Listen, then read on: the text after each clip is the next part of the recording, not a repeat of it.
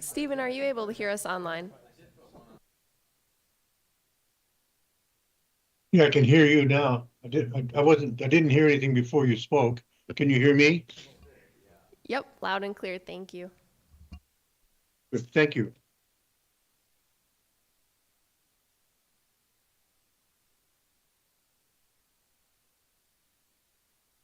Green here too.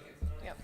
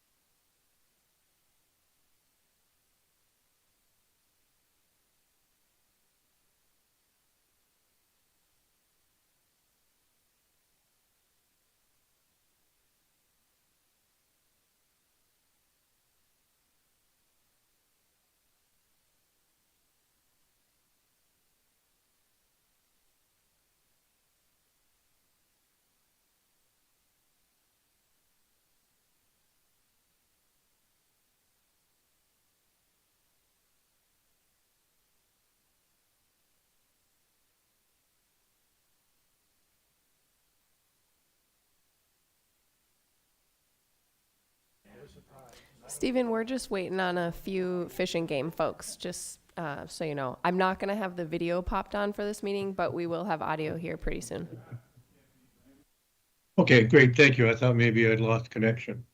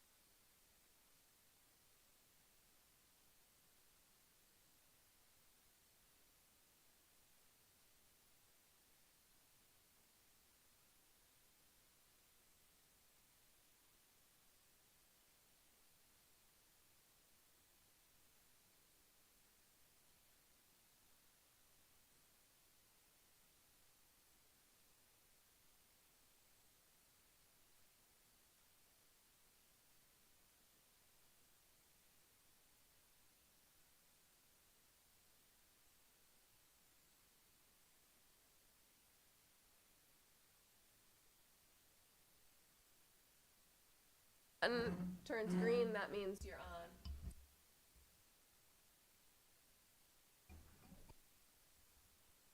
on. This is Chair Andy Couch, and I'm calling the meeting to order. It's about 5:06 p.m. on my watch. It's a meeting of the Matsu Borough Fish and Wildlife Commission with the Alaska Department of Fish and Game, doing a season summary on game issues. I would mention that the Borough Assembly has instructed the Fish and Wildlife Commission that they would like us to be more involved in game issues, and I think we are kind of struggling a little bit with how we do that, and so that is part of the reason you got a big, long questionnaire as we're trying to gain some knowledge as to how the borough might better participate in the game process. What can we do for our game populations, our hunting opportunities, our wildlife viewing opportunities, all those kind of things. And I don't think like I said, I don't think the commission really has a position on anything there yet. We certainly, I talked to several members, but we did not submit any wildlife proposals this time because we really don't have a good position of what would be beneficial pretty much for the entire Matsu Valley. We're representing the borough. So just to kind of give you a heads up on that. Could you go ahead with the roll call, Maya, please? All right, Andy Couch. Here. Peter Probasco. Here. Gabe Kidder. Here. Howard Delo. Here. Larry Engel. Here. Tim Hale. Absent. Bill Gamble. Here. And Kendra Zamzow and Jim Sykes are both excused. Okay, and I don't know that we're going to be voting on anything tonight, but it's good to know. And I'd like to go ahead and do our land acknowledgement. We acknowledge that we are meeting on traditional lands of the Dene and Atna Dene people, and we are grateful for their continued stewardship of the land, fish, and wildlife throughout time immemorial. Okay, and Gabe, you're right there. You want to lead us in the pledge? You bet. right in front of you. Pledge allegiance to the flag of the United States of America and to the republic for which it stands, one nation, indivisible, with liberty and justice for all. Okay, is there a motion to approve the agenda? Second. Okay, is there any corrections to the agenda? I'm gonna make one suggestion here, and that's under item number 8. Under staff reports, Larry's gonna give us a little bit of information about Upper Cook Inlet fisheries before we get too far into this meeting. Okay. And I assume that's agreeable to everybody. Is there any objection to the agenda with that change? Seeing none, the agenda's approved.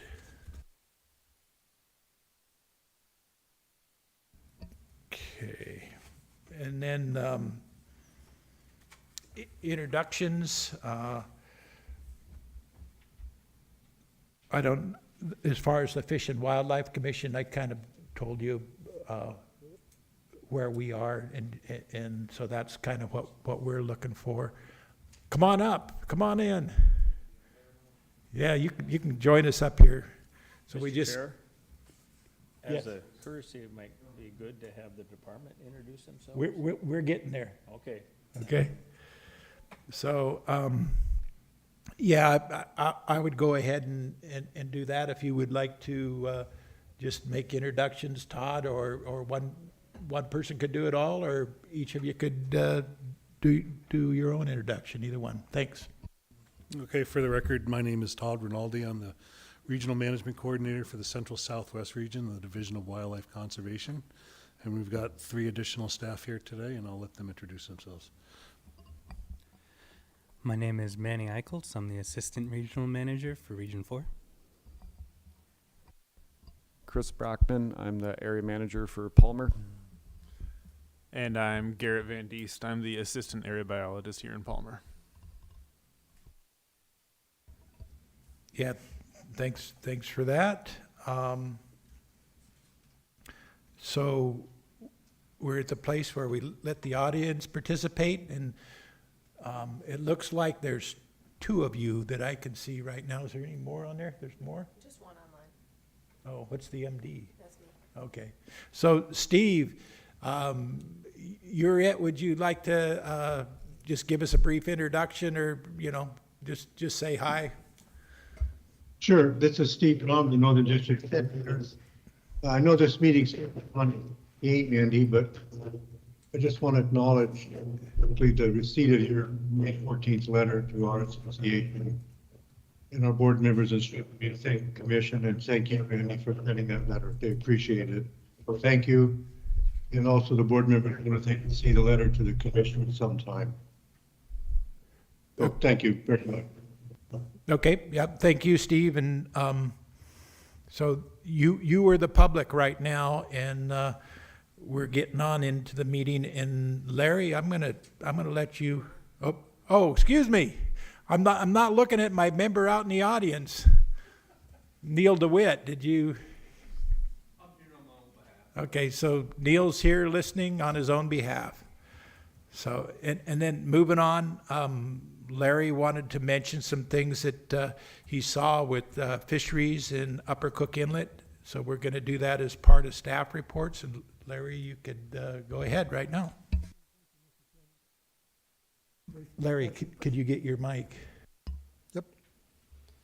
Brief discussion on a couple of things that have come to our attention regarding the management of the Upper Cook Inlet commercial salmon fishery, and a couple of things that we've been very much involved in. First of all, I think you all recall that we have been pushing to get funding to run the Chalatenna Lake Weir for sockeye abundance indicators, and we got that funding approved by the legislature. But unfortunately, Fish and Game doesn't have time to hire a staff to run the weir this year, And they haven't had a chance to look at the materials that are on the weir site to find out whether they're suitable enough to put in this year. So there will not be a Chillatna Lake weir, even though we got funding for it. On top of that, as you recall, there are 2 active sockeye counting weirs in the Susitna River. The Talkeetna River Judd Lake weir has normally been run. They didn't get funding for it this year. So what we're going to have as far as sockeye enumeration for the entire Susitna River drainage is Larson Lake. That's it. So that was rather disappointing. A major other thing that's surfaced this year regarding funding is that a major tool, if not the major tool, for managing the Cook Inlet commercial salmon fishery is the offshore Anchor Point test fishery, which is at the very entrance of Cook Inlet. And the department samples fish daily during the commercial fishing season. That project, which has been in place since the late 1970s, nearly 50 years, will not be functioning this year because of a lack of funding, which will have a major impact on the way the commercial fisheries are managed. For example, I think you recall that each year they come up with a pre-season, early season forecast as to the run strength of the various salmon species, but then that's upgraded and improved upon with using a lot of different indices, but a major one is the information from the offshore test fishery, and they won't be able to do nearly as accurate a forecast. And that forecast, as you know, triggers all kinds of different regulatory actions that are in the drift plan. And one of the major ones is that there's 3-tier escapement levels for the Kenai River, 2.3 million less than 2.3 to 4.6. They won't be able to do those tiers accurately without the offshore test fishery. So these are major issues that are confronting the management of the commercial fishery. And as we all know, the management of that fishery has a major influence on the abundance of sockeye and other species of salmon that get into this area up here. So it's kind of a questionable season. That's all I have to offer, Mr. Chair. Oh, one other thing. I would suggest that if you haven't already looked at this Upper Coconut 2004 outlook for drift gillnet fishery, do so. It's a pretty well-written thing that provides considerable insight on how they hope to be able to manage the fishery this year. Thank you, Mr. Chairman. So I'm going to add just a little bit more to this. I realize that we really can't take action on this weir funding on doing it, switching anything around. But I want to pose the question, and Bill might have some insight on something that could help us out on this. Is there any way possible that the funding for Chillatna weir that we've attained for this year could be switched to Judd? And I suspect that wouldn't work either, because if they had a crew for Judd, it seemed like they could just take those right over to Chillatna. The problem is we haven't even heard about this till right recently. But is there anything that any idea you have of something we might be able to do, Bill?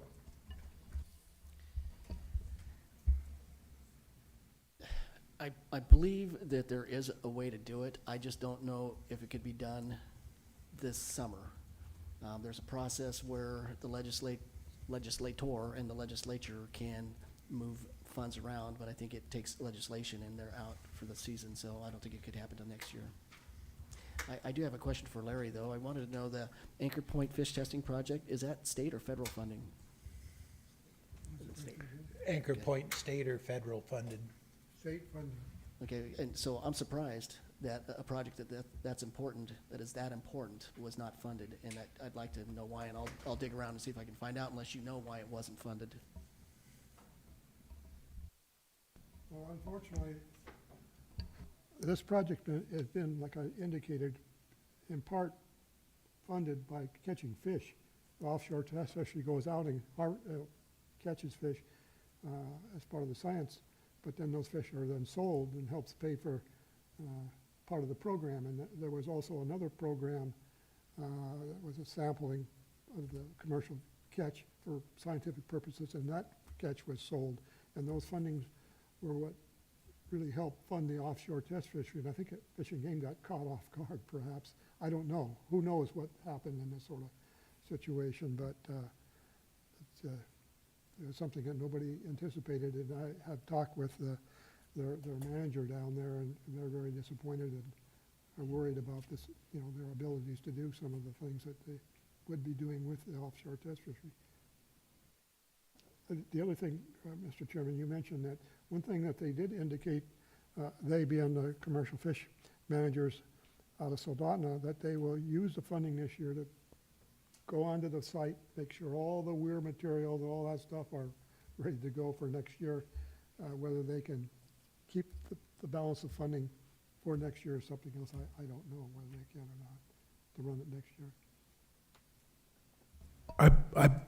I believe that Shalatna Lake was funded for 3 years, wasn't it, by the legislature? I believe so.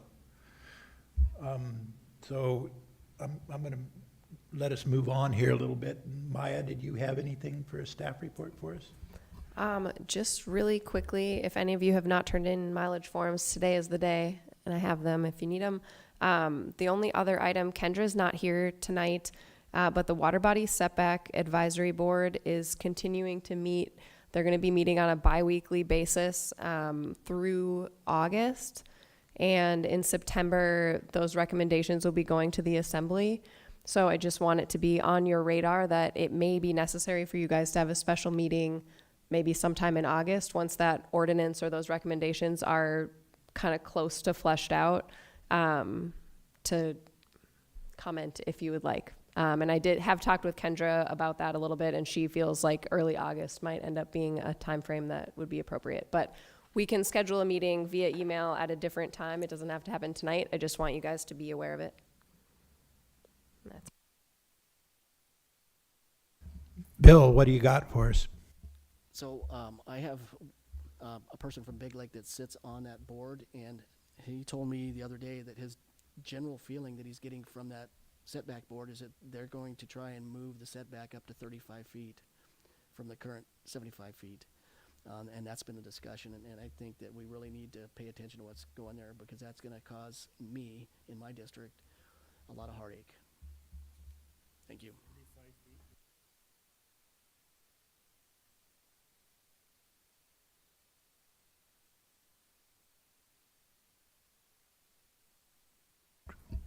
Okay, I think we're going to just keep moving along here. So the Department of Fish and Game, I got this titled Emerging Issues Summary Highlights, but Todd, do you have, or somebody else have something for us there, please? Yeah, so in response to your request, we prepared documents which I think, which are attached in your meeting packet there. I kind of summarized game management over the last X number of years in both the Glen Allen management area, so that's unit 11 and 13, although Glen Allen staff focused on the areas that would be more of interest to the borough, specifically Unit 13A and E and those that are in borough lands. And then we also have the Palmer area biologists who are present here tonight and can speak to emerging issues in 14A and 14B, as well as Unit 16, which are all, for the most part, in, I think, yeah, they're all in the Matsu Borough. And so I'll provide a kind of a quick overview for the Glen Allen office. Heidi's not available today, so if it pleases the board, I'll kind of pick up on some of the highlights for Unit 13 and then hand it off to Chris. Please do, Todd. We're ready to listen. So some of this is going to be kind of verbatim from what's in your packet, just because the packet does address the highlights of what we were talking about. You know, the species that you guys we were interested in the full suite of management species. I'm going to talk about moose in 13A and Unit 13E, and those moose counts have been slightly lower in recent years, but they're still pretty relatively high for that subunit. The counts in Unit 13E have declined from a recently a recent and likely unsustainable peak towards the lower end of the objective. We did have wolf control in regulatory year 2023 in an effort to stabilize the population, prevent further decline. That wolf control was on in all units except for 13C or D. I'll get to that. Moose populations overall in Unit 13 are monitored through annual trend count surveys, and that's one of the department's longest trend count data sets. It goes back 40 years. Actually, it goes back longer than that now. It goes back to the 60s. We are actively trying to get statistically robust surveys and censuses every year through our typical survey method, which is a geospatial population estimator. And that's the more common tool that we use. And it's a hard transition. We've been trying to do this transition for over 10 years with the Glen Ellen office. That trend count data set is just such an amazing long-term data set. It's hard to make the transition. And there's really no comparability between one and the other. So we use the GSPEs to truth our models and to truth our trend data counts. So in that packet, there is some charts that talk about the moose abundance and harvest objectives in 13E and 13A, as well as a map of the count areas. And you'll notice actually most of the count areas are kind of west. Well, I guess no, they're. Yep, she provided most of the count areas that are in the Matsu borough. On the sheep front, pretty much the same situation as in a lot of other areas. We've seen a reduction in the population and the abundance. However, a lot of these areas seem to remain stable over the last couple of years. In the Matsu borough, the portion of the Talkeetnas and the Chugach Mountains in Unit 13, we've had, you can see on the chart, on the data there, that the populations have come down. We've got new information coming in either this month or next month to support this data. We also have a plan to do a 13E Talkeetna survey. One hasn't been done in a long time, and that is a good chance that'll be done in concert with maybe some stuff that these guys are doing in the Talkeetnas at the same time.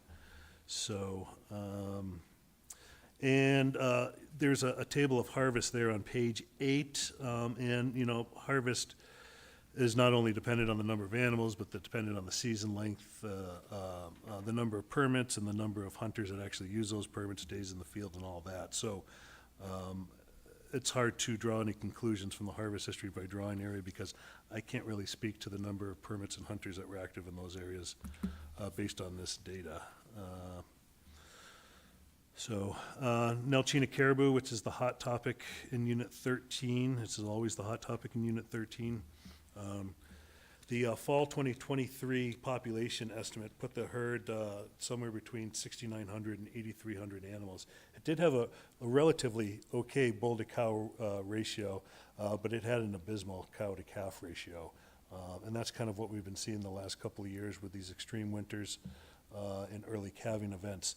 This year, however, the migration took place a little bit earlier. They were able to move into Unit 13 before the calves started to drop, and the conditions were far more favorable to travel. So things are looking up in that front.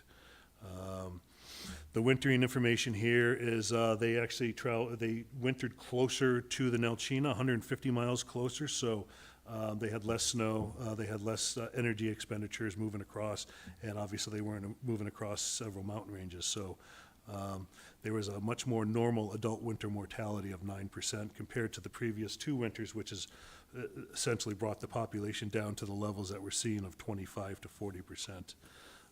And Heidi notes in her notes here that a lot of the cows that were going into migration last year didn't have cows, so they were going into the fall a lot more fit. I mean, they didn't have calves. They were going into the fall a lot more fit, and they also did not have that energetic expenditure of still having a calf at heel. And I did want to point out, I'm going to send this to you guys later. I do have a chart of, it's not published information, but we've shared it with some ACs before. I'm just going to pass it down. It's essentially the history and abundance of caribou management in Unit 13. It goes back to the 50s, but you can see from here that we actually do have some cycles in the population, which is what we traditionally see. Not that they're overly predictable, but we do expect to see cycles in caribou populations. And so Heidi put together this excellent graph, which deals with the time period of 1953 to 2022, and you can see relative periods of stability, but also relative periods of decline and increase. So I'm just going to pass that around. Other than that, the emerging issue outside of caribou management is that with the, it's not an official moratorium, but we are not offering state hunts on the Nelchina caribou this year due to conservation concerns, and the feds are in the process of doing that, which is actually pretty early for them to get that ball rolling. So there won't be any harvest opportunities on the Nelchina. We don't expect harvest opportunities on the Nelchina for a number of years. I'm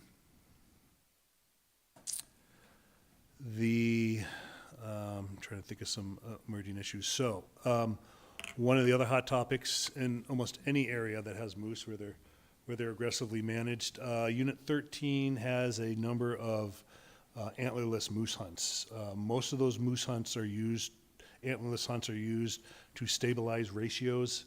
They're not necessarily used in the way they've been used around here up until recently to reduce the population. As most of you know, the local ACs that have jurisdiction over antlerless hunts and their subunits are required to vote on those hunts. Sometimes they don't vote, and if they don't ratify the antlerless hunts, we don't have antlerless hunts. So the ACs in Unit 13 uncharacteristically did not vote for antlerless hunts in Unit 13 this year. And so there are no antlerless hunts for residents in Unit 13. And as a result, there's some discussion and consternation over the intensive management. Intensive management has been sold to the public and sold to the ACs with the agreement that predation control, intensive management activities, when they're warranted, are going to be dependent on antlerless hunts, meaning that antlerless hunts are an essential part of the intensive management strategy out in Unit 13. And previously, our director says that if our antlerless hunts do not get ratified by the ACs in a particular area, then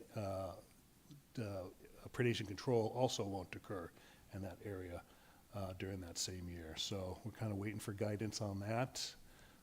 It's kind of more of a policy than a regulation. And so those are the two main hot topics in Unit 13. Not so hot, but pretty exciting is the bison research that we're doing. We've got satellite collars. Actually, Chris helped put some of these satellite collars out on bison in Unit 11, adjacent to Wrangell St. Elias National Park, and sometimes on Otna lands. But we do have bison collars out there so we can better understand the Copper River bison herd and its habitat use, as well as some of the population dynamics. So that's kind of it in a nutshell for Unit 13. Do you have any questions on Glen Allen management stuff? Howard? Yeah, Todd, and correct me if I'm wrong, because I'm getting old and my memory is not as sharp as it used to be, if it ever was. I was at a Board of Game meeting, I'm guessing 10 years ago, maybe more, where one of the hot topics in the sheep discussion was the disease problem that they were having at that time. And you commented on how the populations have declined over time. Is that disease situation still a concern in those populations, or have they started to get beyond that?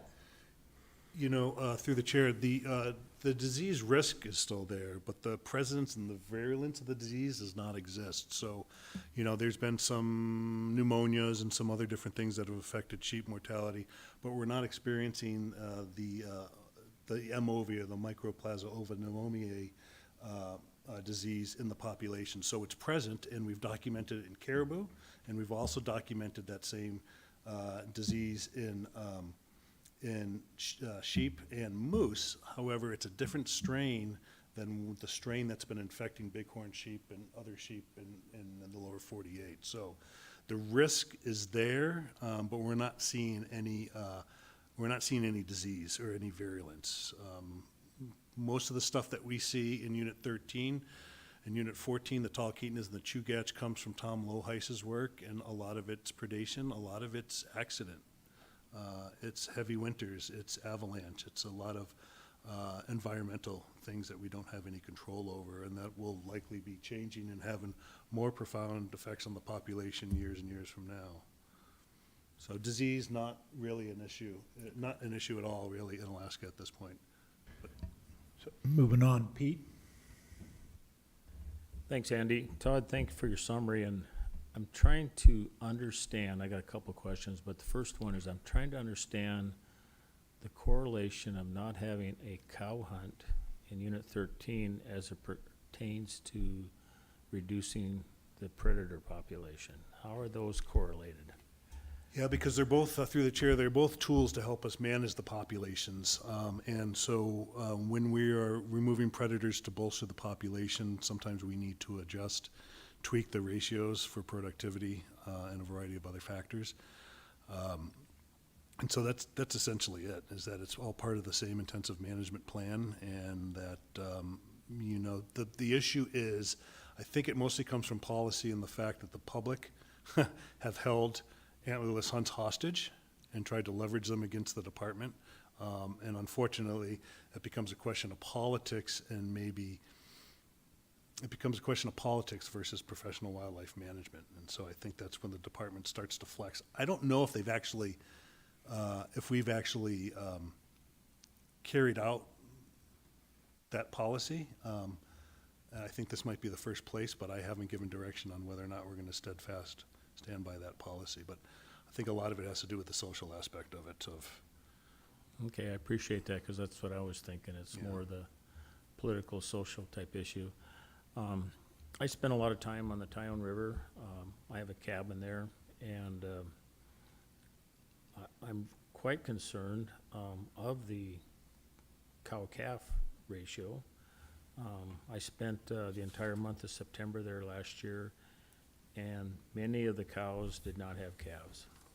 And so that was a concern. So when you made that comment about cow hunt versus the predator control, I know we did predator control this winter out there, and they got a number of wolves. But just from my experience in a small area, I recognize Tyone is only a small portion, but it's also one of the key areas, and I just don't see the number of calves that I've seen in the past. Yeah, thanks for that. I was looking for the calf to cow ratios from this past season. I'm not seeing it for 13A. But yes, there was active wolf control going on out there, and there was in your packet, of course, at the time that this was written, I think these numbers, there's still numbers would be trickling in, but the SDA program in Unit 13 removed 176 wolves. From 13, 100, and an additional 56 wolves were taken by hunters and trappers through those methods and means, but there's still time to have these animals sealed. So that's a considerable number of animals to remove from that area. Let's see what I can find on those calf to cow ratios. But noted, thank you. You know, there is, I guess, to follow up a little bit more, there's also, you know, by tweaking those calf to cow ratios, we can also increase productivity of the herd, and that's that balance of tweaking the ratios. So, but obviously you still need to have high calf to cow ratios. Gabe had a question. Yeah, thank you again for the summary. I know in 16 there's a pretty good estimate as far as wolves. Do we have that same estimate as far as 13 goes? Yeah. Oh, as far as the population estimate? Yeah, to be able to know kind of, you know, out of the harvested amounts this season, what that did as far as a population as a whole. Yeah, I think For wolves. the fall population, so that's what it's based on, is the fall population estimate. And I think in Unit 13, I think we're close to 400. Does that? Yeah, I know it's not a fair question to ask you. I can get that information for you. I don't want to spread misinformation. I will get that for you. Thank you.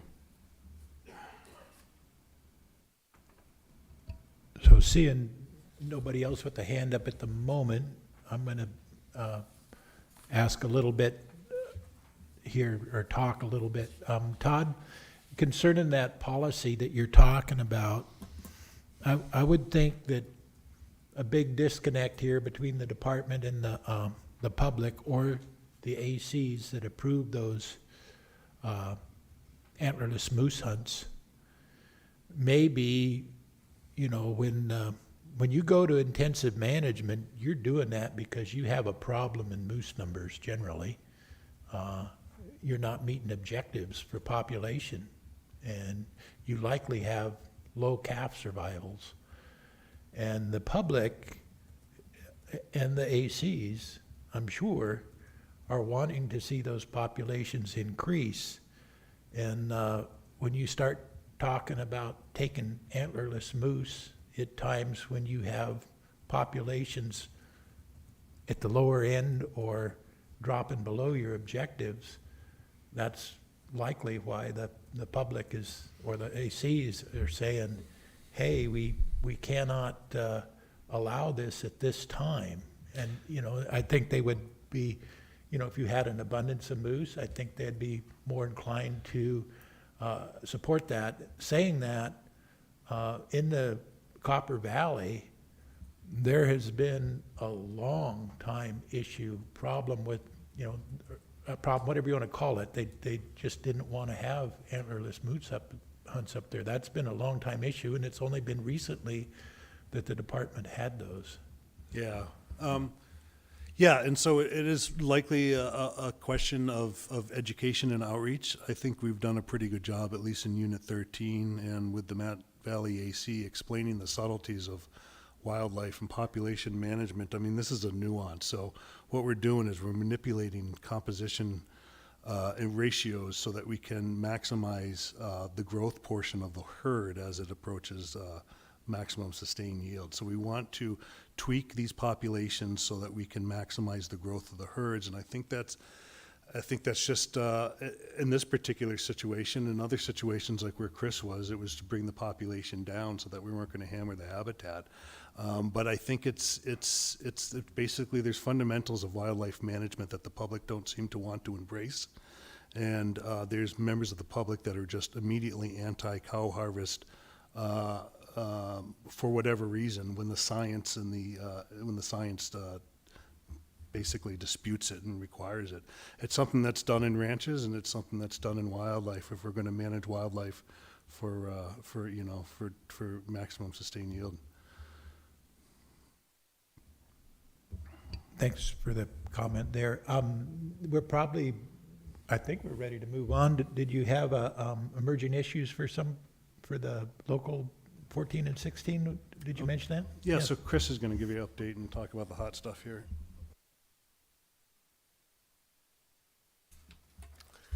I guess I'll just give you a brief summary in addition to what's kind of in the notes there. Moose are our biggest interest species by far for Unit 14 and 16. The moose numbers in 14A are looking good. They're definitely lower than they were several years ago.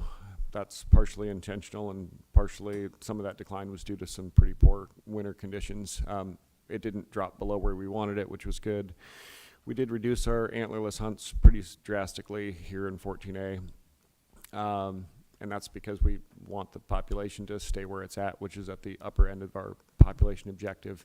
And I'd like to see it start to be more productive, even if it stays at the same level. We could get more harvest out of it at that rate. We did conduct our twinning flights, which we do up the Knik River Valley here. Those were done between the 20th and 30th of May, which is our traditional time to do that, right when they're calving. We always fly them twice, and we take the number from the highest sample of moms. That sample, I think we hit 78 moms this year, and I think we got somewhere in the 60s on our first survey. But the twinning rate looked really good, which is an improvement from what we've seen in the last 4 years. Our highest sample of moms was 28% twins, and our lower sample was 33, and that's an increase of, I believe 4%, which is pretty substantial. So 14A moose are looking pretty good as far as we can tell. 14B moose are not looking as good. They've been kind of dwindling along at near the bottom end of the population objective there. Our calf-cow ratios are not very good in 14B. 16A, we're within our objective, but we're at the low end of it. It's not looking great there, but it's also not catastrophically bad. I think our calf-cow ratios in 16A were right at 20 calves per 100 cow. Yeah, we were at 21 calves per 100 cow, which is stable. That doesn't show any growth, and if there's much winter mortality, then that's not going to be a growing population. Our biggest concern for moose currently is Unit 16B. We break that up into North, Middle, and South because it's a really large unit, and overall, our calf-to-cow ratios out there were approximately 9% or 9 calves per 100 cow, which is bad. Typically, that's driven by summer mortality of calves, and we know that bears are a large cause of that, and we suspect wolves were contributing to that pretty substantially. The only real research we have on calf mortality was from, I believe, 2010 and 2012 when we did a couple calf mortality studies out there. During that time, brown bears were the leading cause of calf mortality and black bears were a close second.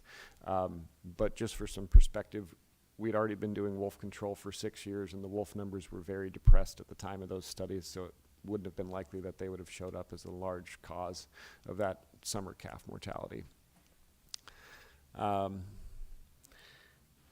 16B population was last surveyed the winter before this last one. It was within objective, but at the low end. It seems that the public perceives it to be even lower than it is. Largely that's because the best access is to the middle portion, and that was where the biggest declines had occurred, where the worst bull-cow ratios were. It's also where the best calf-cow ratios were, still not what we would see for growth, but and so part of that is that that area gets the most hunting pressure, so our bull-cow ratios were really poor there. And the perception that it's doing really bad is kind of a relative comparison. 4 years ago or 5 years ago, before the 2019 winter, we were at about 10,000 moose out there, which is approaching 3,000 over the upper end of our population objective. And what we saw that winter was really high overwinter mortality of everything, calves and adults. And you guys talked about antlerless hunts. We don't have them in 16B. We haven't for a long time. I don't think we ever have. The local ACs out there won't approve them. I was not the area manager 4 years ago. If I were, I would have definitely used antlerless hunts to reduce that population when it was above the objective. But I certainly wouldn't use it at a point like this where it's below and we're trying to encourage the population to grow with something like wolf control, which we are conducting. I think that summarizes moose. We don't have a whole lot for caribou in our area. We have a small herd in the Talkeetna Mountains, which is managed on a drawing hunt. They are adjacent to the Nelchinas. There's some mixing that occurs there, but they winter in the Talkeetna Mountains and do not migrate with the Nelchina herd. But their population trajectory has followed pretty similarly to the Nelchinas. We had really low calf-cow ratios in our composition counts last October. I think ours was 5 calves per 100 cow, and Nelchina was 3 calves per 100 cow. And so that's poor and not growing. We did get some funding for a monitoring project out there, and we deployed 19 collars this winter, or late winter, early spring.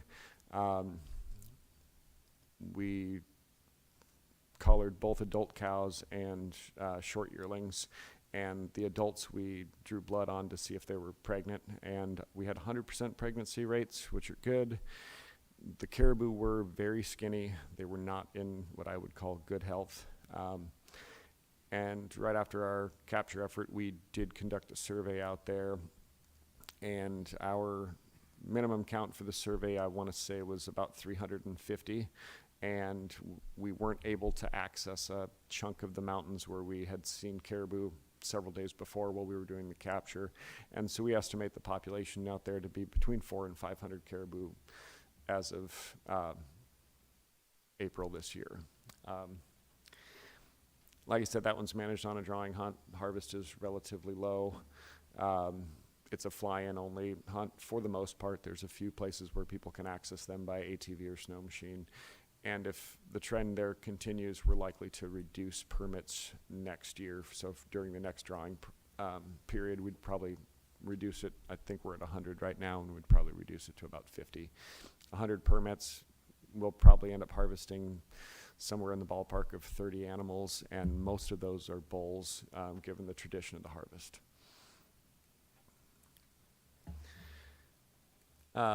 Sheep are a big concern everywhere. Our sheep numbers are not doing great, but they're also not doing terrible. We saw similar declines in the Chugach and Talkeetnas to what was seen in most of the other mountain ranges in the state.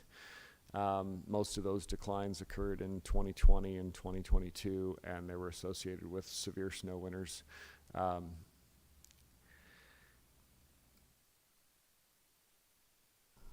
Lamb ratios looked pretty good last year.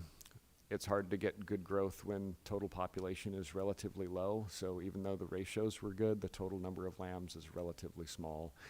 And unfortunately, that's going to have long-term impacts on how quickly the population can grow. And probably a bigger concern is that for hunters, we harvest sheep when they are full curl. We used to have an any ram hunt in the Chugach. It's now full curl. That doesn't really matter other than the fact that it takes 8 years on average for a sheep to reach legal age for harvest. If production's really low and our population's really low now, 8 years from now, we're not going to have much available for harvest. And it's going to take a while to build up that adult female population to where they're producing enough sheep that will live for 8 years to have good, reasonable harvest. Mainly that's been a weather-related decline. Other than that, I'm not overly concerned about anything specific to sheep right now. It is a difficult situation, but there's not a lot of options that we have there. There's not a lot of management actions we can take to increase the number of lambs that were born last year or this year or next year. And I haven't seen any large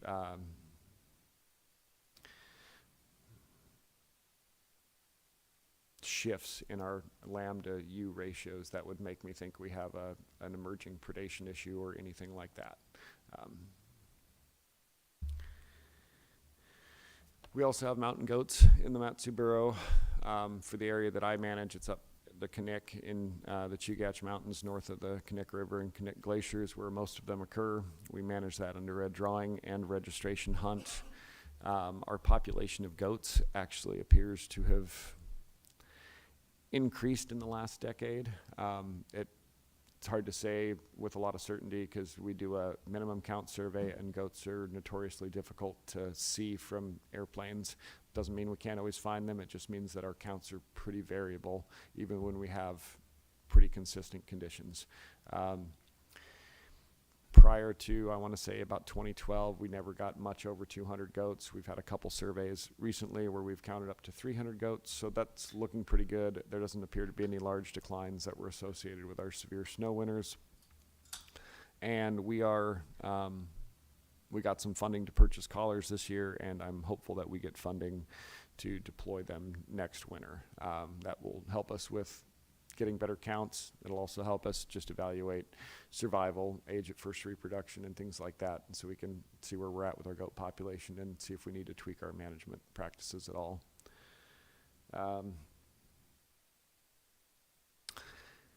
14A, we don't have a whole lot of bears. We don't have a whole lot of bear issues. We get a few this time of year, but it's not a big deal like it is in Anchorage. Most of our constituents take care of their own bear problems, which is kind of nice. We don't have any concerns about those populations. There's places even in 14A where if someone wants to get a bear, they can easily go and do that with a little bit of effort. We don't have a large population of brown bears, but we do have pretty stable but low harvest. And that's probably a good thing given the number of people that we have and our concerns with those kinds of issues. Unit 16, lots of both black and brown bears. Very liberal bag limits. Bear population and predation is likely a big influence on our moose population in Unit 16, and I encourage people to go hunting. There's lots of opportunity for bears. 14B, we don't have a lot of specific information on that. We do see quite a few bears when we're doing our October caribou compositions and when we're doing sheep surveys. Those are surveys that occur in the alpine area. It's really hard to find bears in the timber in any other time of year. And we do our moose surveys in the winter when they're hibernating, so we don't get to see a lot of moose or bear sign. Indications are that there's a very healthy population of both black and brown bears, given real stable harvest. Wolf numbers. Recently we've been getting an increase in wolf harvest in 14A, as well as reports of people seeing wolves. We had some wolves that we collared 2 winters ago over in Unit 16, and one of those collars actually went all the way up to Talkeetna and came back and spent the whole summer up on the hill between Little Susitna and Granite Creek, and it was associated with a pack of at least 6 at one time when someone had seen the pack and reported it, and we could look and say, hey, our collar's in that group. I suspect there's at least 5 packs that are in 14A currently. Most of them are around the edges of the unit and not right in the center. We don't really have any issues with wolves taking dogs or pets or livestock that I'm aware of, but we have had some concerns up the Knik with some close encounters with pets. But typically in 14A, people harvest them when they find them. We did similar in 14B. We've been getting more reports of it, more observations. When we do our moose surveys, we see tracks more frequently in the last 5 years than we were prior to that. We turned on wolf control in Unit 16B this January. We harvested 61 wolves in our wolf control program. I was hoping for 100. I don't think our participation was as high as it would have been if they had not opened all of Unit 13, because the pilots are a somewhat limited pool and they had options to go where the wolves are prettier. We have a big lice problem in Unit 16, and also where conditions are easier to hunt from airplanes. It's just more open and more conducive to that type of harvest. I intend to have it open again next year. Ideally, we'd reduce that wolf population down to the intensive management goals, which are 25 to 30 or in that ballpark. And we had a really good minimum count the prior winter of 120 wolves. We went out and checked on 5 of the packs that we had collars in that we could relocate in November. All 5 had increased in size. My best guess is we were somewhere between 150 and 180 wolves at the beginning of the winter trapping season. So that's what I would have guessed were out there in November. And like I said, that's a guess. That's not an estimate.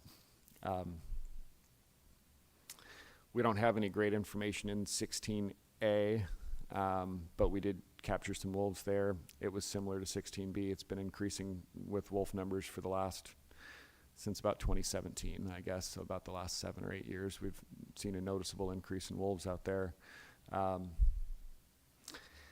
We do conduct wolf control in about half of 16A, and that's just kind of the line for our Unit 16 wolf control. The border runs sort of up the Deshka River and then cuts off to the west below the park. So about half of Unit 16A does get some influence from our wolf control, although that area is largely timbered and it's not real conducive to harvesting wolves from airplanes. I think that wraps it up for just kind of a general overview of our species and the trends and what we're seeing. I think you asked about emerging issues. The few things that I've noticed that are of concern to me and not something that we can tweak by messing with harvest is that we've had really good moose populations in 14A. We have the highest harvest per square mile in the state by a lot. I think a lot of that has to do with how development and infrastructure and habitat was working in the 80s and 90s and maybe even early 2000s. And I think we're getting to a point where some of that habitat that was really productive for moose is starting to become less productive. And my examples for that are the Point McKenzie agriculture project that occurred in the 70s and 80s, I believe. When they cleared a lot of that land, there was a lot of it that was disturbed but not cleared, and it grew up in really nice birch and willows and was great moose browse. If you go look at it now, we're 30 to 40 years past the disturbance, and most of that habitat is no longer what I would call good moose browse. It's all 30-foot tall birch trees that are 6 inches in diameter, and it's just not as productive as it once was. The Miller's Reach burn, which I think was 96 or 97, that was really productive moose habitat for the period when burns are beneficial, which is about 10 years after the burn to about 20 years after the burn. And then that habitat starts to grow up, and it's just not as beneficial for moose anymore. And so here we are approaching 30 years after that, and I don't think that that habitat is providing the same benefit to moose that it was 10 years ago. And we're not seeing moose in those areas during our surveys like we did, 15 years ago. In addition to that,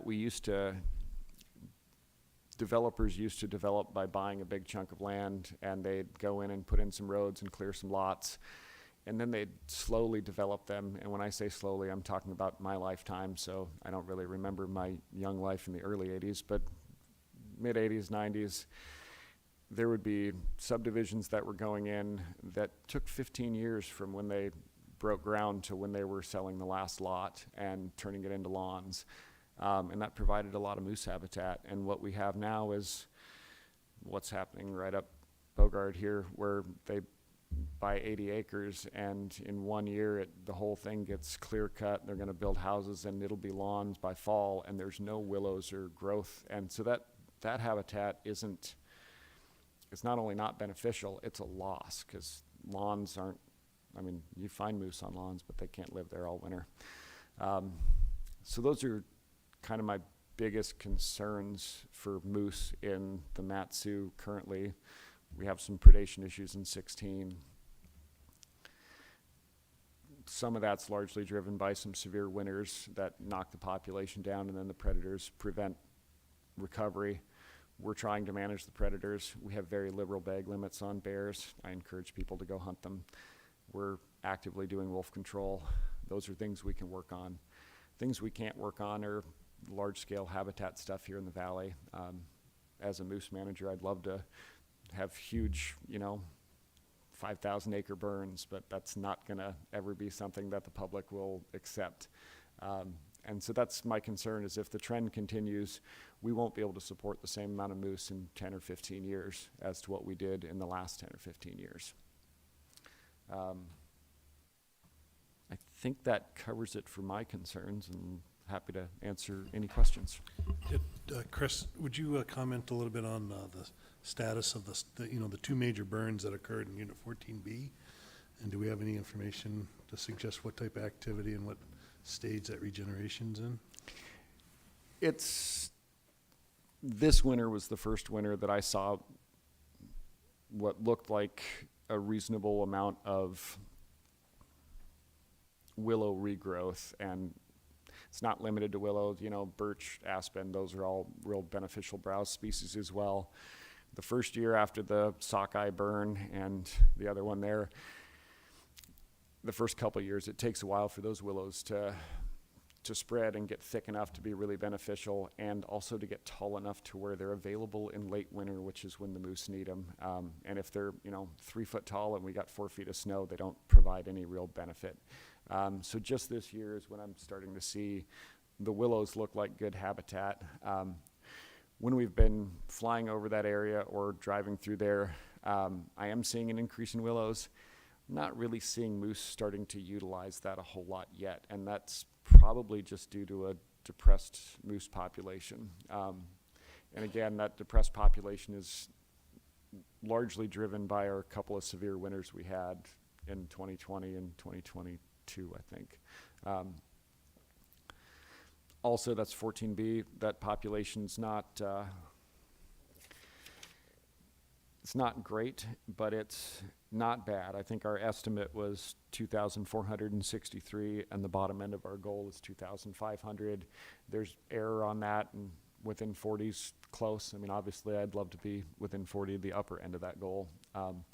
But if we get a couple of good winters and we can get some better calf survival, that population I think would recover pretty quickly. And I don't suspect there's any habitat issues in 14B or 16.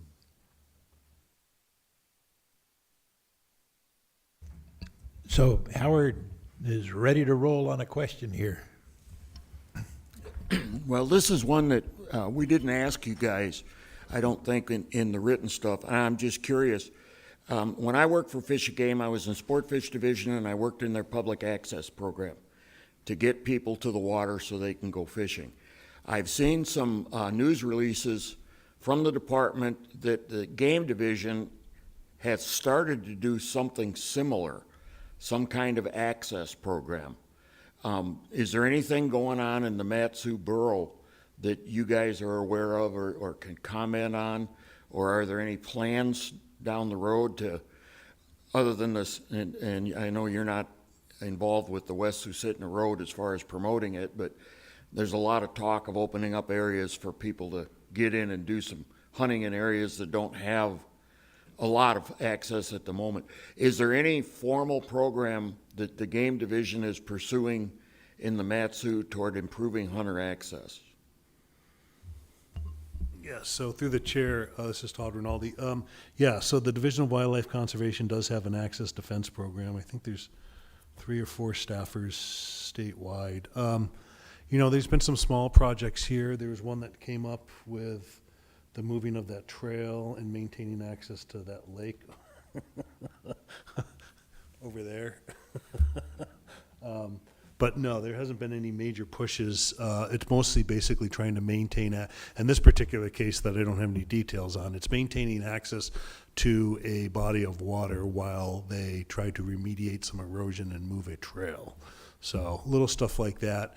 They've been active on issues in Katmai National Park, which is in our region, but obviously not in the Mat-Su Borough. But yes, it's a fairly young program, and we've got some energetic folks there based out of Anchorage that'll tackle any of those issues. And if you guys do have access defense issues, you can bring them up to us, and we can provide it to that shop, and they can work on those issues. Proceed, Howard. Yeah, different topic, real quick answer, I suspect. Based on what I'm hearing, well, first off, the late season targeted hunts, or whatever they're being called now, actually is quite a good deal for me if I happen to draw a permit. But you haven't done it, I don't think you've issued permits for the last 2 or 3 years. And I'm wondering, based on what I'm hearing, it doesn't sound like you're necessarily going to be issuing anything in the next 4 or 5 years pending the population and weather. I realize that's a crystal ball question, but do you anticipate kind of re-energizing that program pending weather, say? I don't intend to issue permits for that as a routine management action. I believe when they were being used pretty extensively, we were approaching 9,000 moose in 14A. We were 2,000 over objective. And so there's a couple things there. The population's higher than we want, so we have excess moose that we can have harvested. In the winter, we have moose that in the fall are somewhat out of reach for hunters. They're just farther off the road and up on the higher elevation locations. We also end up having a lot more issues with nuisance problems, road kills, and depredation on agricultural stuff. And so those are some of the main drivers in issuing those, AM 415 hunts, is we get a farmer who calls and says, I've got 50 moose that are eating my row of 500 round bales. It's not realistic to expect farmers to fence all of their land with, 8-foot fence that'll keep a moose out. And so those are the situations that are kind of ideal for, hey, we've got an actual moose problem, we've got a person who's got problems with them, and we can, instead of the department going out and dealing with it, we can issue someone a permit, take them out there, or have them hook up with the landowner and harvest a couple of moose, and usually that gets the problem to fix itself. So I don't intend to issue any permits. If we get a really bad snow year or we run into one of those issues, then that's when we would probably do that. And I say a really bad snow year, if we start seeing road kills go really high, then it's likely we would try to use that as a tool to address those issues. Pete? Thanks, Andy. Chris, I thought I heard you say the reason you think the sheep decline is weather. Is that what you're putting your... Yeah, it was a statewide decline that occurred. We had a couple of pretty deep snow winters there. I want to say it was 2019, 2020. We were doing a browse survey in Unit 16, and our average snow depth around Squentna was 8 feet, and there were places where we had snow depth of 12. And that was, I believe, the year that Unit 19 took a huge hit on their sheep population. And that was super deep snow for that area. That normally that northwest side of the Alaska range is windblown, it's down to rock, and it's just not a severe winter. And that winter, I think that was the first time in 30 years that their bison population declined, their moose population declined, and sheep really took it badly due to icing and deep snow. And it's something we saw up in Unit 20 as well. I do some winter recreation on the north side of the Alaska range, and I've done so for about 20 years. And I think that year and then 2020 were the two deepest snow years I've ever had to deal with. And they were noticeable and came with some layers of ice as well. And that's really what drove a lot of these declines for our sheep numbers. And you use that, use that same analogy for like up the Connect and Carbon, Cole, and Wolverine and... Yeah, and it's like I said, it was a statewide deal. It hit the Brooks Range. It affected everything. Some areas a little more than others. The Talkeetnas were worse snow-wise than the Knik, but the north side of the Matanuska, or the south side of the Matanuska, the north side of the Chugach was worse than the south side. And so we saw declines up around Carpenter Creek and Coal Creek and Carbon Creek that we didn't see on the south side on the Knik. And some of those sheep move back and forth, so it's always hard to say whether it's a distribution issue or a population change, but our survey numbers on the Knik stayed really stable, and the ones up on the Matanuska declined. So, My last question, Chris. The last two winters, I live at mile 57 on the Glen Highway there on the river. And this year particularly, I had some significant coyote problems. Have you seen an increase in coyotes around here, or is it just... I mean, I was raised here, and I just don't remember any dealing with that kind of stuff. I'm trying to do my best to help. I was going to say there's opportunity to address those issues. It comes and goes, and when I say that, my family's trapped here for a long time, and there were years when the coyote population was high, and they might catch 12 coyotes, and then the next year they might get 1 or 2, and that's running the same area and trapping pretty consistently. Family had a farm up Palmer Fish Hook, and so a lot of it was just kind of on the family farm there. And I haven't noticed a broad scale increase in coyotes. We did have a noticeable increase in coyotes in Unit 16 from about 2012 until about 2018 or so. And then the wolf numbers went up and the coyote numbers seem to have declined.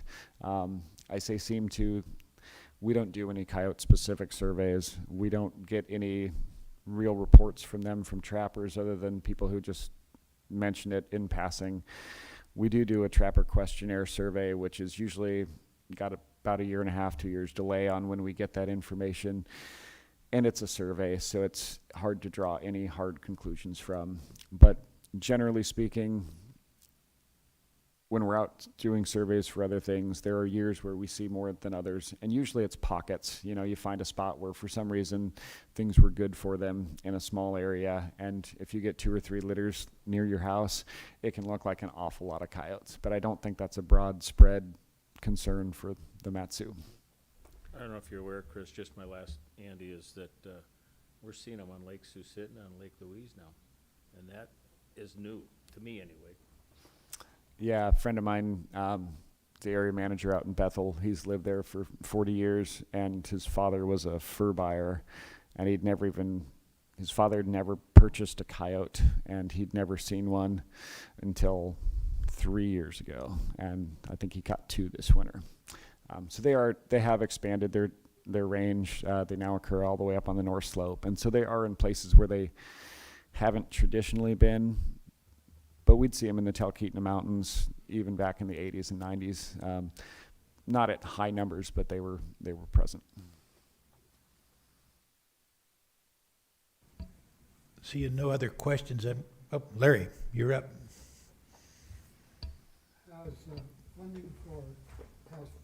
funding for local research and management of wildlife stocks been stable in recent years, or is it going up, or is it going down? I would say that in recent years it has increased quite a bit from when I started with the department. We used to be chronically underfunded and not able to conduct our surveys, and it seems that now we are chronically understaffed and have funding but don't have either the staff to conduct some of the work, the time to conduct it, or the weather to conduct it when we do have the funding. And we also do most of our survey work with contract pilots. We don't just hire anybody. We require them to be pretty experienced. At least I do before I spend 100 hours in the back of their Super Cub. And there's a limited pool of those folks as well. So even if I don't think funding is a current limitation for most of our work. It's typically weather or staff. Yeah, and I would add that statewide, that's pretty much the situation. We have more money coming in that we can match and that we have spending authority to use. So the limitation is staff and pilots, things like that. So that's very different than the Division of Comfish and the Division of Sportfish. And this, as you likely know, is a result of Pittman-Robertson Fund taxes on firearms and ammunition, which is currently only being supported 20% by hunters. So 80% of those bazillions of dollars every year is just sport shooters and stuff. So those are the folks that are supporting wildlife conservation nowadays. Yes, Larry, continue, please. A follow-up question. What would you say is your highest research priority project, if you will, that's currently not being funded because of presumably staff shortage or whatever, or are you very comfortable that you're covering the waterfront? Okay. Currently, I've only been in this role for 11 months. And in this 11 months, we have purchased moose collars and caribou collars and deployed them and started a goat management project, and as well as turn on wolf control and some other things.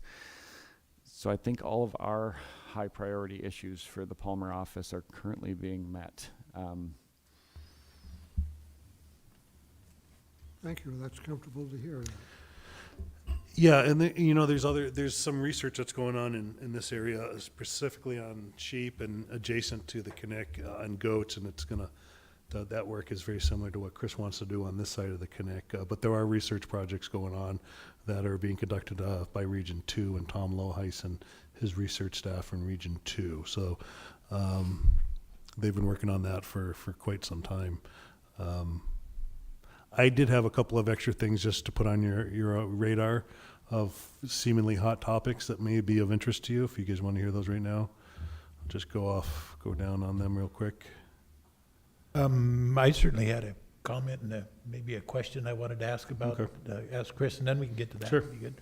So, I would think you're probably aware, you mentioned, not knowing a history of antlerless hunts in 16B, and I don't know if you're talking specifically permit hunts, but certainly at one time, both 16A and both 16B, we had hunts that were any moose for a number of years, but that's been quite a long time ago. But that was one way we tried to allow harvest and tried to control the populations at the same time that were, you know, the only reasons that they were any moose is because we were way beyond the objective of what we were trying to manage for. And then the question I would have, we were talking about 14B and how we have some great moose habitat coming on there, about seeing bears up in the high country, certainly a fair amount of wolves in 14B. I don't know that you really touched on that too much. But then the question would be, is there some opportunity to do, or that the department might implement some type of predator control for wolves or for bears in 14B?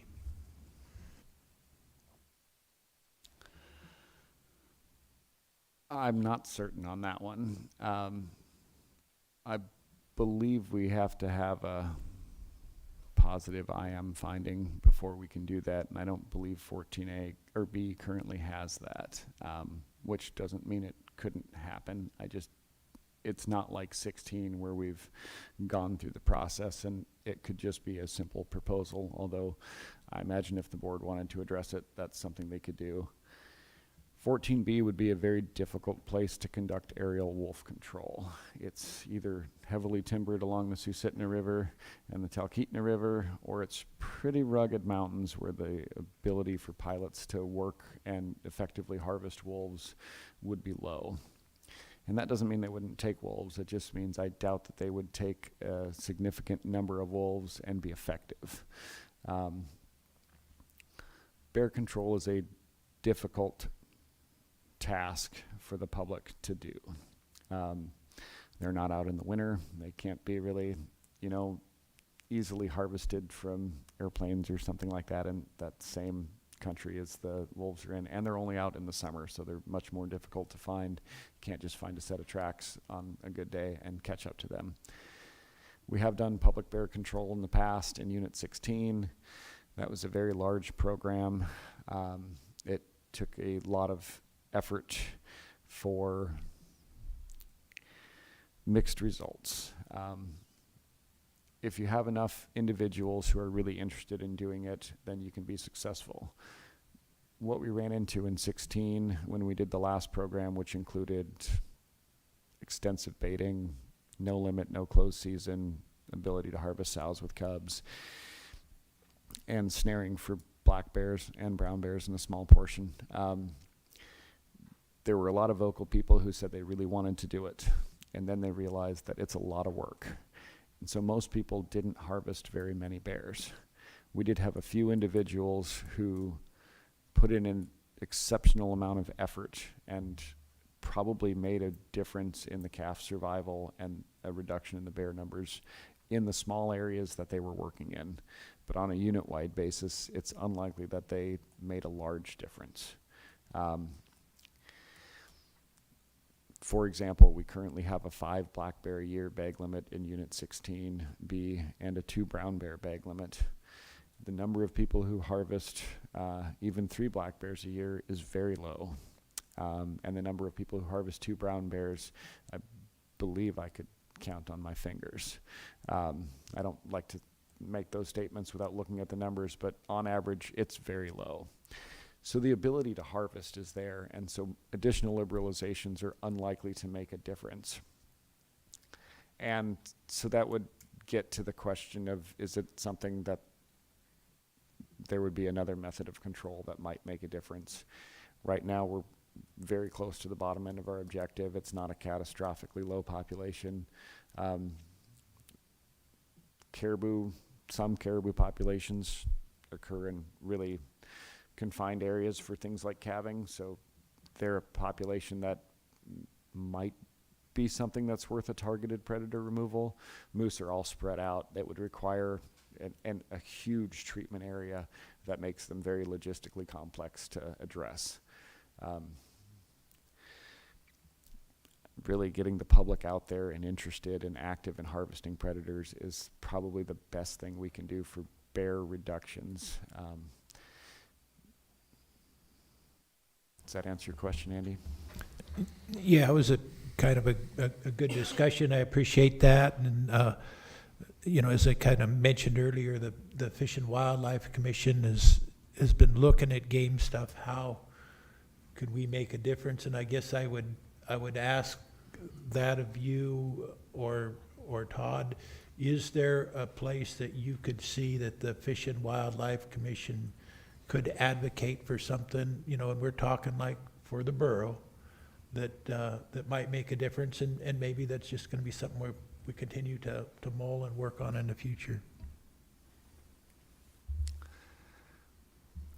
As far as predator reduction goes, and I've had a lot of conversations about this, it is a difficult thing with bears, especially in timbered country where they're hard to locate and hunt. Although we do have things like baiting, which are effective methods. But getting people interested in harvesting enough to make a difference is a challenge. Where I think the Fish and Wildlife Service could really or the Borough Commission could really make a difference is finding some places where we can do some habitat improvements. And I think that burns are going to be very difficult to pull off because there's a lot of houses and everybody wants moose habitat to be better, but no one wants to risk burning their cabin or their house. But the Miller's Reach burn, and I'm a long ways from a habitat expert. I got into wildlife to study animals, not just the twigs that they eat. But I would think that some of that area would be ideal for some kind of mechanical treatment. It's already been burned. What's grown up now is super thick and brushy, but it's kind of out of the reach of moose and their benefit. We had a large Rough Grouse Society project for rough grouse on the moose range, and that resulted in big cuts of aspen with the goal of lots of aspen regeneration. That was super beneficial for moose when it was going on. All of those aspen are 30 feet tall and 2 or 3 inches in diameter right now, and they're no longer benefiting moose. And they could be recut, and it would likely increase the carrying capacity for moose in 14A. I think similar things in 14B would be beneficial. I know there's some timber harvest areas and some other things there. I don't know if they're using the practices when they harvest timber that stimulate regrowth of willows. I'm, like I said, not an expert in that, but those are things where there's mechanical treatments that will result in good willow regrowth that could be done. They're mechanical, so they're expensive. It's not just light a fire and let it burn. But those are things that would be beneficial. And if they did that, and hopefully if there was a little bit of access that went with that, and people went there and did activities like bear baiting and trapping to remove some of the predators in the areas where the habitat was improved, I think those are probably the best things we could do for moose in our area. Looks like we got a follow-up question. Actually, I've been thinking about asking this for 15 minutes, but I didn't want to jump the gun. And it sounds like we're there. I had to step out for a minute, so I may have missed this, but it sounds like the questioning has been, what can this commission do to help the game division guys in this area? We work with the sportfish people. We have reasonable connections, I guess I'll say, with our legislative group, and we've had fairly good success in securing funding for some of the projects the sport fish people wanted and that kind of stuff. From what I'm hearing you guys say, funding is not really an issue right now. Personnel is. Would it be worth our while to try and do maybe a little legislative lobbying to get you guys some more PCNs so you got enough warm bodies to be able to do the work? Or is that something that's not even open to consideration? Or, I mean, we'd like to help, but we need to know where we can best put our efforts. And if being shorthanded is your biggest problem, we could try and talk people into giving you a few more warm bodies, but that no guarantees, obviously. Yeah, so I think there's some validity to that, and I think it warrants a conversation with maybe our director. Because, we don't have any place to put these people either. So there's a lot of different layers of the workload. The other thing, unfortunately, is we have a really hard time recruiting and retaining staff nowadays. So we just advertised 2 months nationwide for our research coordinator. Who doesn't want to be a research coordinator in Alaska? We got one applicant. So in addition to the funding issue, we do need to have attractive, interested, qualified candidates, which has also been a challenge as of late. So I would encourage you guys, if that's something you want to do, and maybe I can have the director reach out to you guys, that may be worthwhile. Go ahead, Howard. Yeah, follow up along those lines. I have heard for years, talking to both state and federal wildlife and fisheries management biologists, that one of their major headaches is being able to recruit qualified individuals. And a lot of that appears to be what's going on in the university systems nowadays, and we don't want to go into the politics and all that other stuff. But is that kind of what you're alluding to? Is that you just can't get good qualified people? Well, the University of Alaska system isn't really strong for its wildlife sciences right now. It's had some of the best programs in the past historically. It also has an incredible turnover, including the cooperative education position, which is a program set up with the state and Fish and Game to be able to put staff through that program through the University of Alaska Fairbanks. But no, to tell you the honest truth, it's salary and benefits and the cost of living in Alaska. It's basically what it is. Unless you guys see it differently, that's what I see it as. I mean, I've had to hire 25 people over the last, 7 or 8 years, and that's maybe a little bit longer. But that seems to be it. In fact, we have an offer out to a potential caribou biologist, and that's really the make or break situation here. The feds are offering considerably more money for, I wouldn't say similar jobs because they're not wildlife managers, but we're not competitive, and we're certainly not competitive with other states when cost of living is so high. Pete? Yeah, Todd, I think you hit the nail on the head. When I was the Fish and Game, Howard, Larry, Alaska at that time was one of the premier places to work. And I did my time, retired from the state, and then I became a Fed, U.S. Fish and Wildlife Service, and my eyes opened up at the difference between compensation between the two entities. And you can see why the state isn't as effective in recruiting when they have to go up against the private sector and or the federal government. So I think you hit the nail on the head there. Seeing no additional questions, Todd, did you have some other comments you wanted to give us? I just wanted to hit on a couple of things. One, so when I was AB, not that long ago, we had developed a burn plan, which you probably remember, Andy, the Granite Creek burn plan. We developed that through the Alaska Fire, through DNR, through a variety. It was only going to be about 500 acres at the maximum, and we weren't able to get it off the ground due to a variety of different factors. I've been told, although I don't put a lot of confidence in this, is that staff is, not this staff, but they'll be engaged, but the staff, the Access Defense and the Habitat staff are trying to resurrect this burn plan. So there's a little pocket there of potential habitat improvement. It is a burn, it's not mechanical treatment, but that does exist. One of the other challenges that we've had, which is just outside, I guess it's in Unit 13A, and I think might be in the borough. It's definitely adjacent to the borough, is the Alphabet Hills.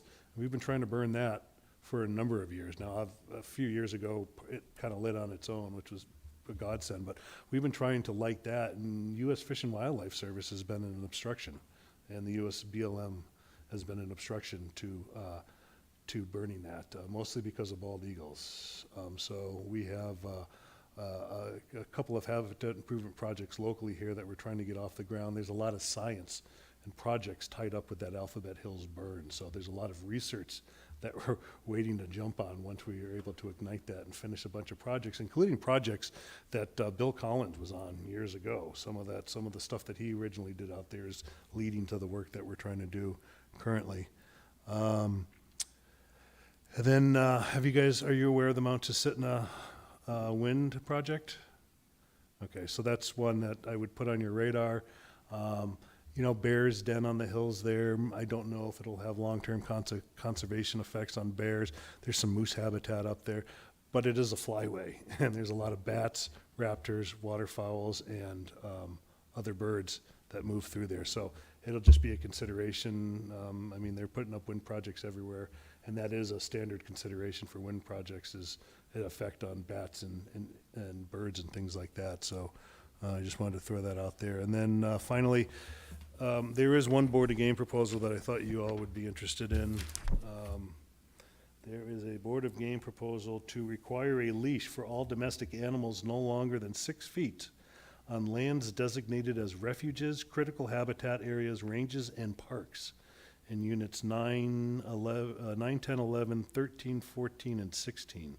So it's almost our entire region.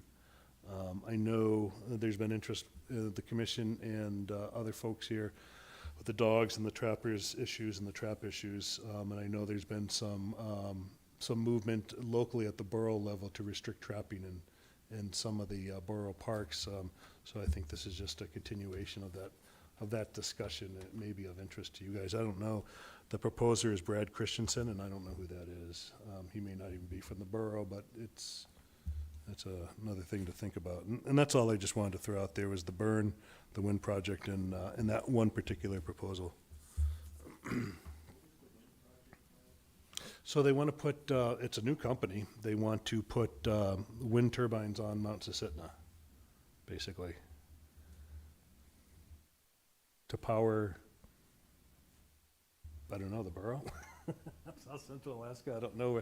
Maybe the power is only going to Tyonek, Beluga, and Squenna. I don't know. I don't remember where they want to send this power, but they want to make power. So. Yeah, so that was columns in the paper, Yeah. I think, where I saw that, and it was talking about, they thought that was a very high potential, consistent wind Yeah. that, might be a good green power source that, wasn't Yeah, cool. and the effects on the large mammals is probably only going to be a short-term effect during the construction phase, as far as that. Once those things are operational, it's probably not going to have any effect on terrestrial wildlife. So Gabe had a question, and hold on just a second. I do have a couple members, or a few members of the public, and after Gabe asks his question, if you guys have some questions, we'd certainly welcome those too, and I see Neil has one. So Gabe and then Neil. Yeah, I guess on the subject of the wind power project, does the department get asked for data sets or information regarding projects like the wind and the West Susitna project, as far as how those would affect the large and small game populations? And has that happened, I guess? Yeah, so that will happen. We expect it to happen. The hydroelectric project is really early phase, so there's no data sharing agreements, and they haven't made a formal request for any data as far as I can recall. They're obviously, going to be mostly interested in that winged data. But we haven't been asked for anything, and I don't even think we've been asked as a department for an opinion on the West Susitna access road. But yes, we will be providing significant information to DOT, DNR, and whoever's leading up that project if it continues to move forward. We'll provide information even during the scoping phase before it gets approved. Perfect, thank you. Neil, you're up, and members online, people online, if you want to ask a question, if you'd raise your hand, I could see it, and we'd certainly recognize you as well. Thank you for the opportunity. My name's Neil DeWitt. I'd first like to say thank you to Todd and Chris. Good presentations. Kind of what I want to ask is, when this road goes in out to the new mine out here, is there any way that we can put some kind of a barrier, X amount of feet or miles or something, to keep the hunting pressure down? Because what's happening right now, which I don't know if you're aware of or not, there's been a lot of moose and lynx taken out of that area already. And I've seen the pictures of the people that are doing it. So before we end up with another problem, what I foresee in the future is, from kind of what Chris and I talked about earlier at one point, if the moose are where we think they are, they could get wiped out for 16A, and it might be a real problem. That's all I got to say. Thank you. Yeah, and I can comment on that, Neil. Yeah, I mean, there would be a couple of avenues. If that was a significant conservation concern, there's a couple of avenues. I believe that's well within the purview of the Board of Game from a conservation standpoint.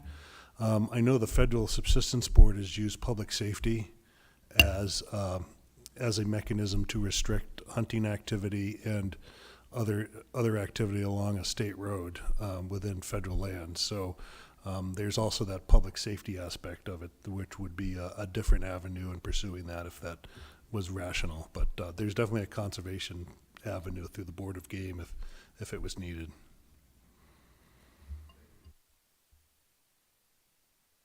Chris Brockman? Thanks.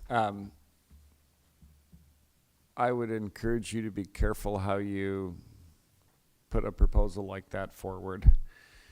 Typically, our highest density moose populations in the state are all along our transportation corridors. That's likely largely due to that's where our predator harvest also occurs. And so if you want to restrict hunting and you restrict people who are accessing it by that road, you're likely to restrict harvest for bears and wolves as well. And we do manage moose on, Spike Fork 50, but only for a lot of hunt areas, and we liberalize what's legal when there's a surplus.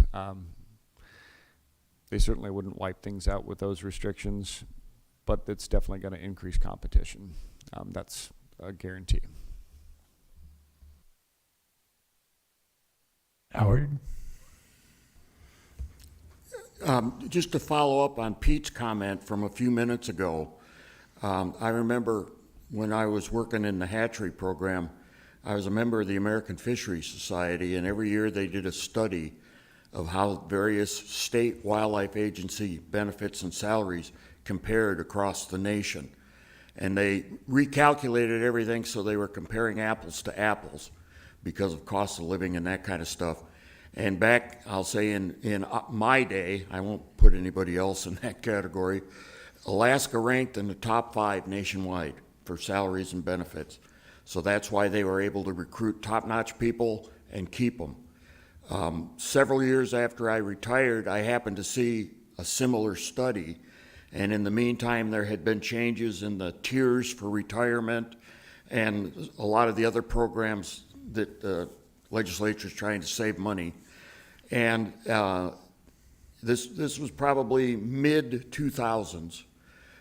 This second study, Alaska ranked 26th in the nation comparatively for salaries and benefits. So that's partly, as these gentlemen have explained, why they're having problems getting and keeping qualified people. I just wanted to throw that out so people would have an idea of the level of disparity and how things have changed over the years. And real quick, I want to thank you guys for coming out. Excellent comments, excellent presentation, a lot of good information, and I really appreciate you guys being willing to do this. Yeah, we got to sit in the big seats too. Yeah, yeah.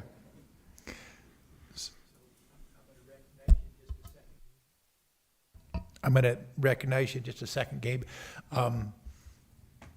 This might be the first meeting that we get out of on time, and it looks like we've kind of wrapped up here. I haven't seen any hands raised online.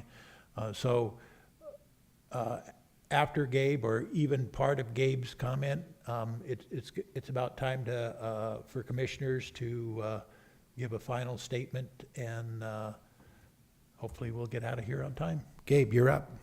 Yeah, I'll kind of wrap it all up in one. The first thing, though, you guys mentioned that you're fully funded as far as projects are concerned. But what I'm hearing is a lack of funding for the paying of the positions, the PCNs to fill them. Is that something that the commission could advocate for or help for the department to be able to, speak to our legislative connections if we have any in that realm of things to help with? Yeah, so I believe so, and I would encourage you guys to reach out to the director or the deputy director of DWC or even the commissioner to move that forward. They may have some things in the works that you guys could collaborate on. Obviously, we can't lobby legislators on anything, so anything that you want to lobby on our behalf, we're pretty supportive of. But yeah, I would encourage you, and I can get them in. Andy, you're the chair now? Are you the chair of the Fish and Wildlife Commission now? Yes. Yeah, so I'll have Ryan reach out to you on that topic if you'd like. Yes, and you could send something directly to Maya. Okay. And then, Okay. and then that's the way that we disperse things through the through the commission rather than just coming to me. But yeah, I appreciate that. Bill. Yeah, I'd just like to add on to that. The pay and benefit issue is being discussed in the legislature right now, and it started out with the state troopers and the inability of the state to hire and retain state troopers, and then it has expanded to almost every department in the state of Alaska right now is having difficulties hiring and retaining employees. And so the conversation is being had in the legislature right now, and they haven't really come up with an idea on how to fix it, but they are aware of it. So I think by us encouraging them to do more, it can't do anything but help. Yes, good comment, Bill. Excuse me. I'm looking for final comments. We haven't had too much from your end of the room, Bill and Pete. Do you guys want to start with final comments, and we'll just work our way down? Well, thanks, Andy, and I'm sure all of us will be echoing our appreciation for the department, and I can speak from my experience how hard you guys work, and I greatly appreciate, and I've spent hundreds of hours in the backseat of a Cub, and I appreciate what that takes, so I thank you guys. On another note, I just want everybody to know that this is my 50th class reunion coming up this weekend from Palmer High, so go Moose. Yeah, you're up, Bill. I do have a question real quick. I'm new to this, by the way, and I've learned more in this meeting tonight and by reading this report about game management than I have in my 65 years of life. So I appreciate that. But in one point here, you talk about an RY instead of a fiscal year. What is an RY? So the regulatory year goes from Gotcha. July 1st to am I going to get this backwards? It goes from July 1st to June 30. So it's the federal fiscal year. Yeah, and the federal fiscal year is like in September. Right. So it's the state September. fiscal year. That's right, state fiscal year. Do you Okay. wanna- So thank you for that. I was wondering what that was. I had a comment about the Anchor Point Fish Testing Project, and Commissioner DVL does have the ability, and I believe the director of Fish and Game does have the ability to move monies around within their budget.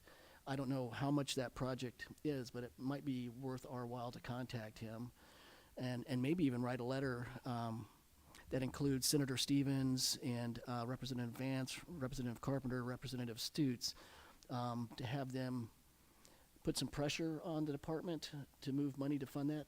I know it's not really in our area, our district, but it does affect Upper Cook Inlet. So we may want to have that conversation with Doug Vincent Lang just to see if they can move money around to fund that project. And if we need to write a letter of support, that might be worthwhile. And the other comment I had was about the moose habitat. And timber harvest right now in the Mat-Su is a big issue, especially with all the spruce beetle bark kill trees.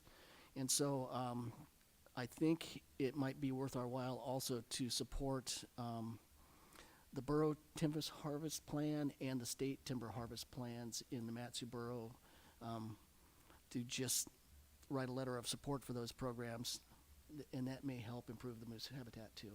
Although, like I said, I'm really new at this fish and wildlife thing, but that just kind of seems like low-hanging fruit to me. Thank you. And I think those plans are now being revisited by DNR Forestry because they're really old. I got a phone call from the deputy director, acting director, about that. They are, yeah, and the borough and the state are really working closely now. Yeah, to, so we've to do that. they've contacted us already about those plans too, so, yeah. Fantastic, thank you. And I'm gonna make a comment there that if we were gonna do something on those issues that you're talking about, Bill, we probably need to put it on an agenda and be able to take formal action on it.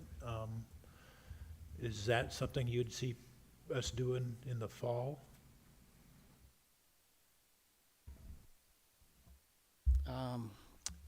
The timber harvest one is not something that has to happen. It's not a critical issue because it's kind of in the process right now. So just putting it on the agenda to write a letter of support would be great.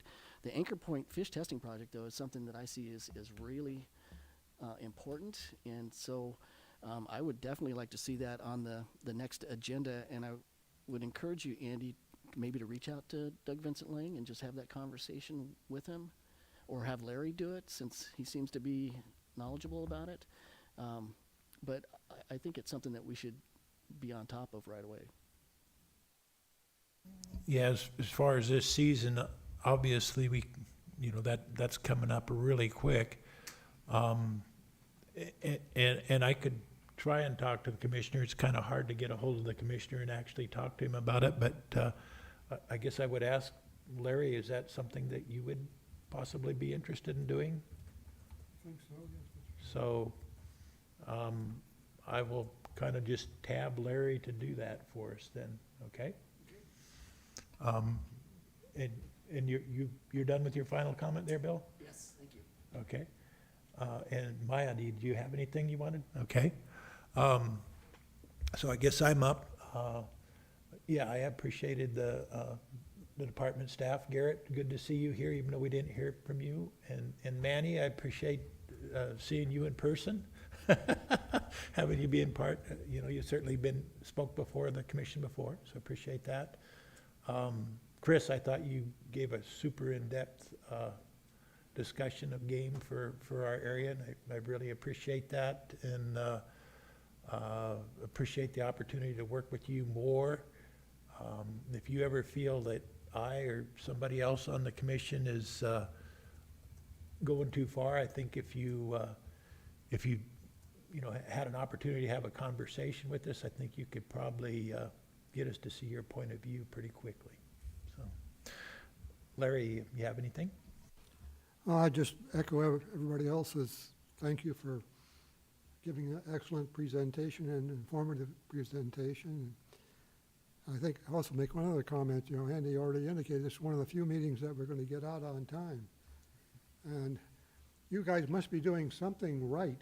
Otherwise, we would have half a room in here trying to convince you how to do things differently, whether it's habitat protection or killing too many of this or too few of that, and we didn't hear it. So this is one of the few meetings I can ever remember one person in the audience and two, so that says something. So thank you. Thank you, Mr. Chairman. Howard, you next. Yeah, I think so. Yeah, looks like we'll be out on time in spite of me talking during the meeting. Again, I want to thank you guys for excellent presentation. I won't speak for Andy, but I don't know that he'll disagree with me. We both write for the frontiersmen.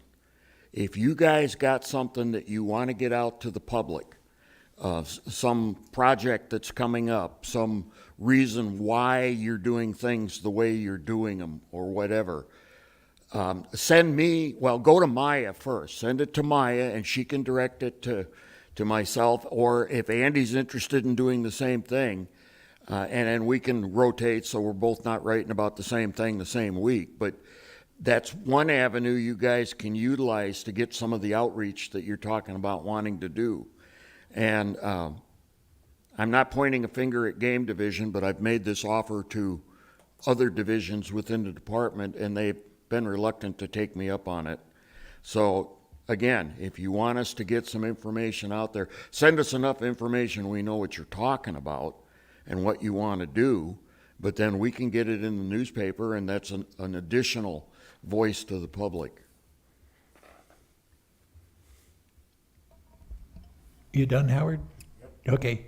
Gabe, please. No, just first of all, I want to say thank you to you guys. That information you provided is very in-depth, and Chris, your presentation was awesome. Thank you.